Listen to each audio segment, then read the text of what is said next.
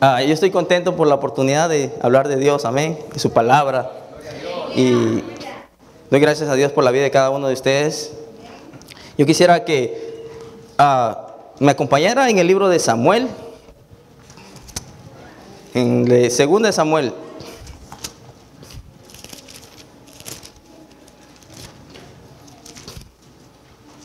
Yo en esta mañana quisiera compartir bajo el tema de hermosa y valiente. Yo sé que los hermanos están diciendo, van a hablar de mi esposa. Y el que no, déle un pellizco, hermano. Hermosa y valiente. Segunda de Samuel, en el capítulo 12.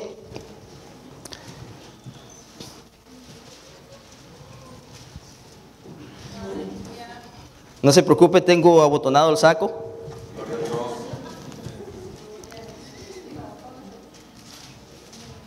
Solo cuidado con el botón.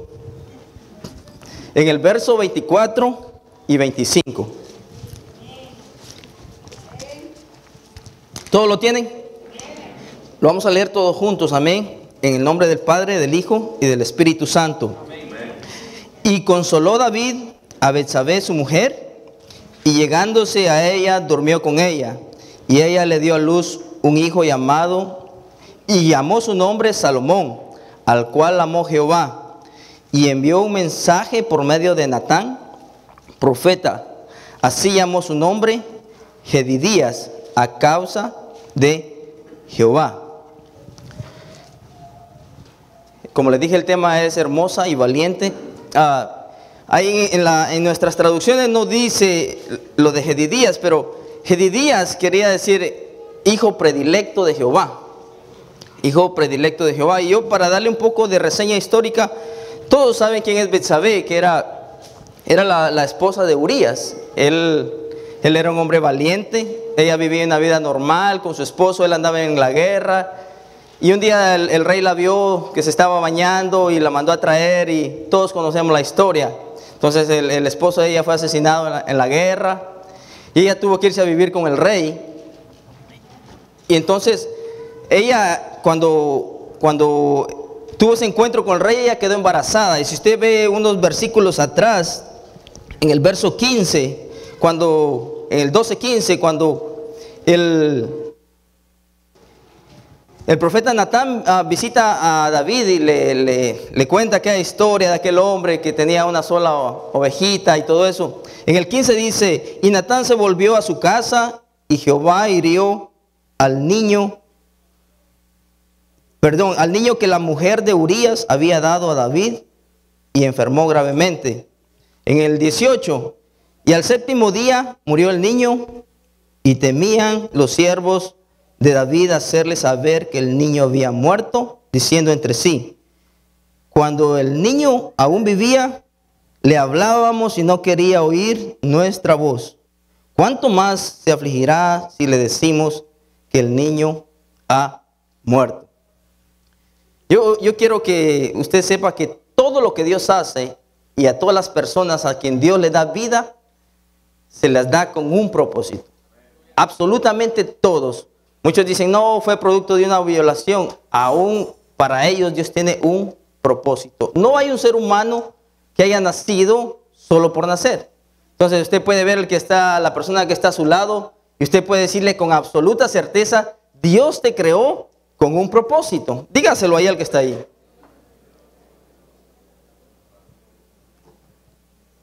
Cuando un bebé nace, es un momento glorioso para Dios. ¿Por qué? Porque no es solamente la existencia de un ser humano, pasa a existir un propósito. Y Dios hace todo lo posible para que ese propósito se lleve a cabo durante la vida. Obviamente, durante el caminar por la vida, el propósito se va perdiendo, se va diluyendo, se va desapareciendo, si no hay quien lo reclame. Y cuando usted lee aquí la palabra en el 24-25, venía Betsabé de perder su hijo, de estar de luto, y se allega a ella David, y ella vuelve a quedar embarazada, y dice que nació otro bebé, que su nombre era Salomón. Él era pacífico, paz. Ella tuvo muchos otros hijos, Pero este era especial, porque cuando él nació, Dios mandó un mensajero que se llamaba Natán y le dijo: hijo predilecto, el amado de Jehová. Y la mamá estaba prestando atención cuando eso pasó. Por eso cuando agarran al niño y lo levantan y lo presentan, es un momento trascendental en la historia de nuestros hijos. En ese momento uno tiene que grabar eso en la mente. Y si necesita ver el video, véalo otra vez para saber qué es lo que Dios está mandando a decir para nuestros hijos. Pero muchos de nosotros no nos presentaron, ¿verdad? No teníamos ese conocimiento. Pero aún así, a través del tiempo uno puede volver al propósito que Dios tenía para nosotros. Entonces, ella puso atención en lo que él estaba diciendo y dijo: el predilecto de Jehová. Y obviamente ella entendió que le iba a suceder a su padre en el reino. Ellos platicaban, David y Betsabé, y él le decía: Salomón, él va a ser el que va a quedar en lugar mío. Salomón va a ser el que va a quedar en lugar mío. Entonces ella siempre procuraba estar pendiente de eso. Pero pasaba el tiempo y no sucedía nada. Entonces, ella en su mente, en algún momento llegó a decir: no creo que vaya a suceder. Porque habían otros hijos más aventajados, otros más fuertes, otros más poderosos. Pero ella se encargó de educar bien a Salomón. Si usted me acompaña en Primera de Reyes, en el capítulo 1. Primera de Reyes, hay unas páginas adelante. En el verso 1 nos dice que David ya estaba viejo. Pero en el 5,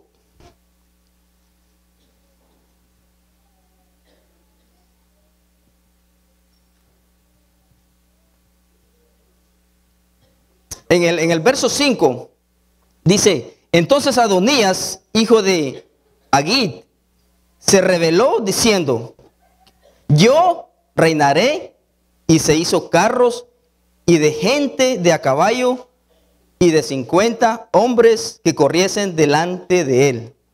Y su padre nunca le había entristecido en todos sus días con decirle: ¿por qué haces así? Además, este era muy hermoso, de muy hermoso parecer, y había nacido después de Absalón. Este nació después de Absalón, y entonces él era el más pequeño, era muy, muy bonito, muy el baby, lo consentía. Su papá nunca lo regañó, nunca lo reprendió, nunca le dijo: esto que haces es malo, esto no está bien. Y él aprendió, creció con aquello de que puedo hacer todo lo que yo quiera, todo lo que me dé la gana, porque no había un padre que le dijera: esto que hace no está bien. Porque era el bebé, lo consentía.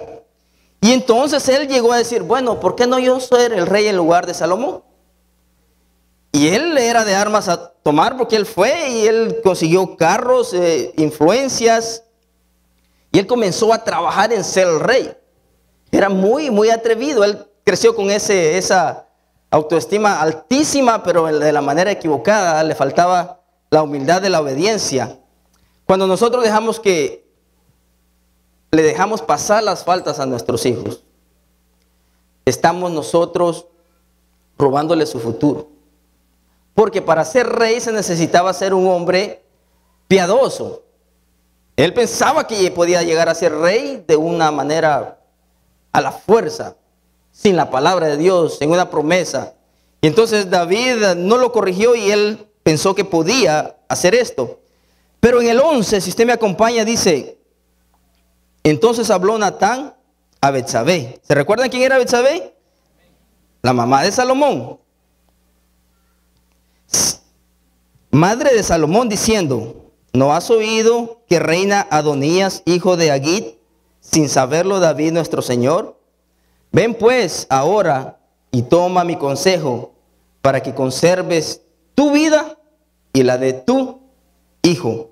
Y a mí esta palabra me da un poco de escalofríos, porque o reinamos o morimos. Dios no nos mandó a hacer término medio. O estamos adentro o estamos afuera. No hay nada en medio. O reinamos o morimos. Muchas veces decimos, no, pero yo para ejecutar autoridad, yo no tengo la capacidad, yo no tengo la reputación, yo vengo de tal familia y tantas cosas que podemos pensar. Pero ahora nosotros somos hechos hijos de Dios a través de la sangre del Cordero. Y es algo que debemos de dar gloria y honra a Dios. Entonces, Betsabé no se puso a pensar, bueno, yo vengo de aquella familia donde mataron a mi esposo y comencé mal con el rey. No, ella se acordó de una promesa que le fue dada cuando su hijo nació.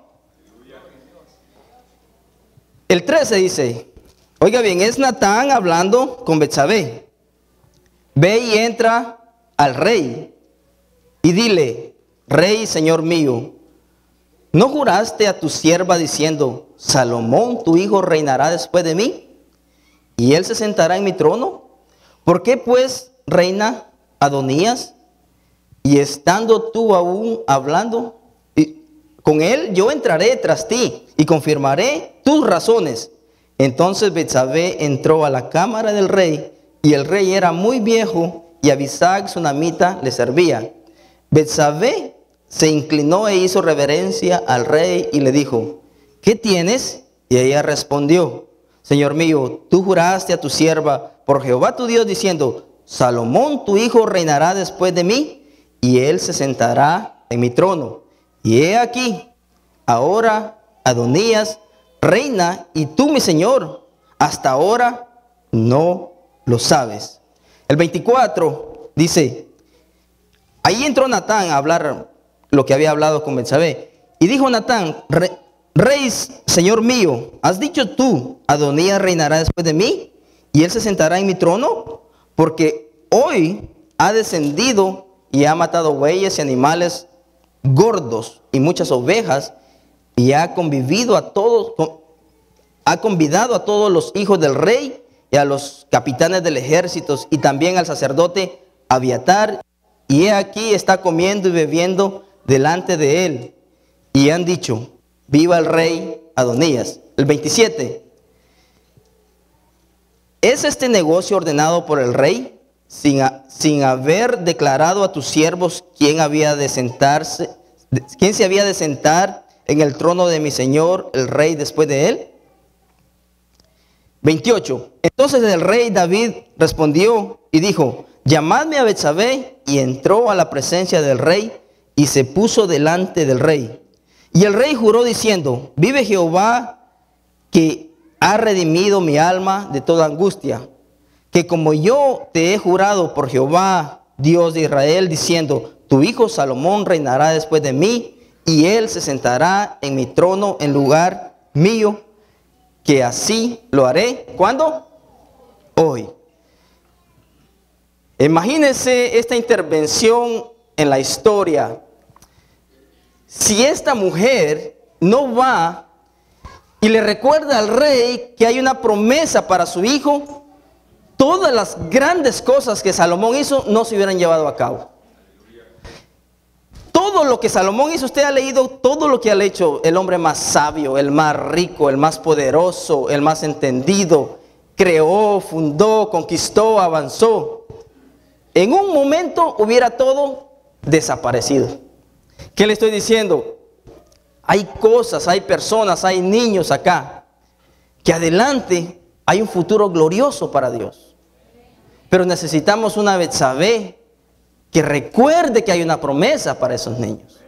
Alguien que diga, Dios mío, mi hijo tiene una promesa, y con humildad venir, postrarnos delante de Dios. Es decir, Señor, no te olvides de la promesa que le hiciste. Pero ¿qué tal si no hay una promesa? Recuérdense que yo comencé diciendo que cuando un niño nace, una palabra es desatada en el cielo, en el mundo espiritual. Y hasta que nosotros no conozcamos esa palabra, ¿cómo podemos pelear por ella? Necesitamos a un Natán. Y ese Natán es el Espíritu Santo que nos enseña, nos dice, mira, arrodíllate por tu hijo, clama por tu hijo, por tu familia, por tu esposo. Pero había una mujer que ni siquiera tenía hijo y su nombre era Ana. Y ella deseaba tener un hijo. Usted Usted puede leerlo aquí en el libro de 1 Samuel, en el 1, del 9 al 11. Ella no tenía hijo. Acompáñenme ahí a 1 Samuel 1, 9 al 11. Estamos ahí cerquita.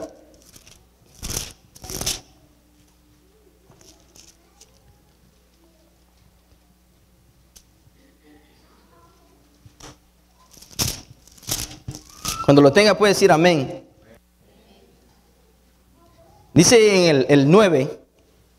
Y se levantó Ana después de que hubo comido y bebido en Silo, y mientras el sacerdote Elí estaba sentado en una silla junto a un pilar del templo de Jehová, ella con amargura de alma oró. Y oró, ¿cuánto? Abundantemente. ¿Cómo tenemos que orar y orar por nuestros hijos? Usted dice, pero ella no tenía hijo cuando lloró ahí. Ella lloraba por uno. ¿Cuánto más orar por uno que ya tenemos?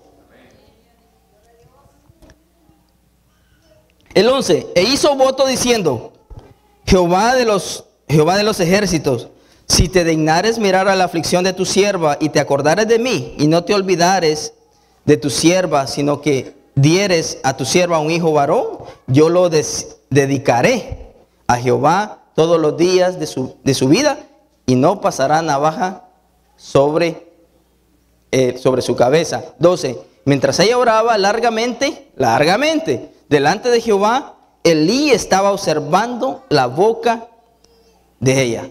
Y a pesar de que el sacerdote Elí no era el hombre más correcto que había, por eso usted no diga, es que no hay un buen profeta alrededor mío. Su fe hizo que Dios usara al sacerdote Elí para darle una palabra. Y él le dijo, vete en paz y Dios conceda tu petición. ¿Cuánto más si esta palabra viniera de un hombre justo? ¿Cuánto más si esta palabra viniera del Espíritu Santo? Entonces, allá tenemos a Betsabé luchando por el hijo que ella tenía, se llevara a cabo su propósito. Aquí está otra mujer luchando para que el hijo que no tenía viniera a cambiar la historia. Porque sí, ella quería tener un niño, quería abrazarlo, quería besarlo, pero ella, si usted mira en los libros atrás, venían del tiempo de los jueces y dice que cada quien vivía como le daba la gana. Y entonces había un caos y se necesitaba un hombre de Dios. Y entonces ella necesitaba un hijo y se dio esta situación hermosa. Más adelante ella tuvo más hijos. Si usted sigue leyendo, ella tuvo 5 hijos. Y ella canta, bendito sea el Señor que me ha dado 7 hijos. Y uno dice, tuvo 5 más 1 son 6. ¿Y por qué dice 7? Pero es que este Samuel valía por 2. Él era sacerdote y era profeta. Sacerdote y profeta, ese era doble. Y ella tenía ese gozo en su corazón. Ella peleó por él. No importa las angustias que nosotros estemos pasando. En nuestra peor crisis, hermano, podemos hacer una oración que puede cambiar la historia. No solo la nuestra, la de la humanidad entera, la de nuestra calle entera. El propósito de Dios no se pierde hasta el día que damos nuestro último suspiro. Ese día se acabó el propósito. Después de ese momento ya no hay más. Aunque cuando Jesús andaba lo resucitaba, amén. Pero el día que uno muere no hay más propósito. Por eso uno ve gente con actitudes malas. Uno sabe que hacen cosas erróneas y a veces nos fastidia. Pero hay que tener en cuenta una cosa. Cuando esa persona nació, fue traída al mundo, Dios dio una palabra para esa persona. Quizás nunca lo ha alcanzado, quizás nunca ha estado ni cerca de ser lo que Dios quería, pero sigue vivo. Y hasta que él deje de respirar, el propósito se puede llegar a cumplir.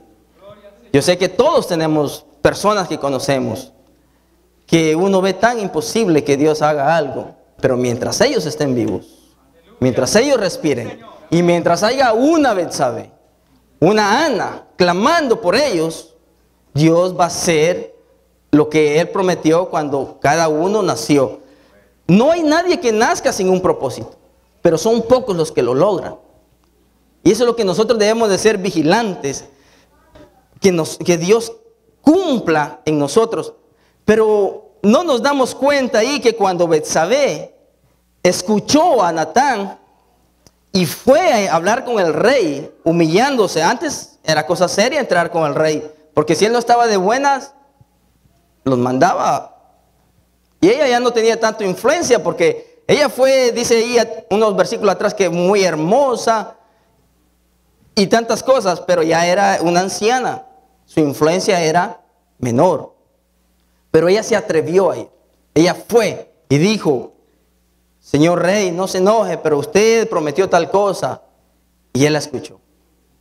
Pero era necesario que un hombre de Dios fuera detrás de ella para confirmar. ¿Qué les digo? Cuando nosotros vamos y oramos y nos arrodillamos delante de Dios, tiene que ser algo que el Espíritu Santo ya puso en nuestro corazón. Y detrás de nosotros viene Él y confirma la palabra. Y dice que el cordón de tres dobleces no se rompe. ¿Por qué? Porque todos necesitamos un Natán. Y el Espíritu Santo está para ser nuestro Natán. En lo que nosotros queramos hacer, debemos de oír la voz de Dios. Y que Él nos diga: atrévete. Es muy terrible cuando alguien recibe una promesa y una palabra de Dios y se goza y se emociona y se cruza de brazos. Puede llegar otro y sentarse en el trono de alguien que Dios le había dado promesa. Pero Dios siempre levanta a alguien para que nosotros podamos alcanzar nuestros propósitos. Yo quiero que usted recuerde de que cuando usted estaba perdido, cuando yo estaba perdido, siempre había alguien clamando por nosotros. Había un hermano, un amigo, un vecino, una madre, una hermana. Siempre había alguien clamando por nosotros. Pero ahora que nosotros estamos aquí, ahora nos toca a nosotros clamar por los demás. Más atrás en el libro de Jueces, en el capítulo 4, no tiene que ir allá, estaba Débora y Barak. Y en este caso ella recibe palabra de parte de Dios. Ella era una profetisa y le habla a Barak que vaya a pelear. Y él le dice: si no vas conmigo, yo no voy. Entonces ella le dijo: yo voy a ir, pero el premio era para ti. Ahora van a decir: una mujer derrotó a los enemigos. Y él le dijo: no importa. Qué terrible, qué terrible. Cuando Dios nos llama a nosotros como hombres a hacer algo, no tenemos que desaprovechar la oportunidad. Hay que ponernos los pantalones, pararnos en las madrugadas, arrodillarnos a Dios y pelear por lo que Dios nos está pidiendo que peleemos. Betsabé alcanzó el propósito de su vida en ese momento cuando ella metió sus manos al fuego por su hijo. Ese era el propósito por el cual ella había nacido: hacer que su hijo llegara al trono. ¿Por qué era necesario que eso pasara? Porque si el otro hubiera quedado en el trono, el pueblo hubiera sufrido. Las grandezas que se cuentan ahora de cómo Dios estuvo con Salomón no se contara. Y ahí la pequeña Betsabé, que venía de abortar un niño, que se le había muerto un niño y parecía que no iba a pasar nada con su vida. En ese momento su nombre quedó escrito en la historia. Y ahora hablamos de Betsabé, una mujer que era hermosa, pero también era valiente.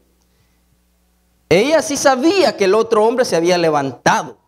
Ella sí, todo el mundo lo sabía, menos el rey. Y Natán por eso le dice: ¿no has escuchado tú? ¿No te has dado cuenta? ¿Por qué no reaccionas? ¿Por qué no haces algo? ¿Por qué no vas? Tú que tienes la palabra, la promesa, y haces que esto se cumpla. Yo me imagino que muchos pensamientos cruzaron por su mente.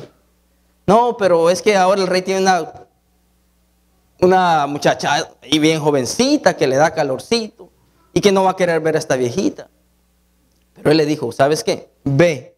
Y si tú vas, yo voy detrás de ti y voy a confirmar la palabra. Y eso tenemos que hacer nosotros. Ir y decirle: Señor, tú me has prometido y yo quiero que eso se cumpla en mi vida. Para nosotros hacer que las promesas se cumplan en nuestra vida y en nuestros hijos, Debemos de luchar por ellas. Pero sabe una cosa, ella no solo fue a hablar con el rey, ella había creado un hombre obediente, porque si usted sigue leyendo dice que Salomón era humilde y fiel al rey. Padres, nosotros podemos pelear por nuestro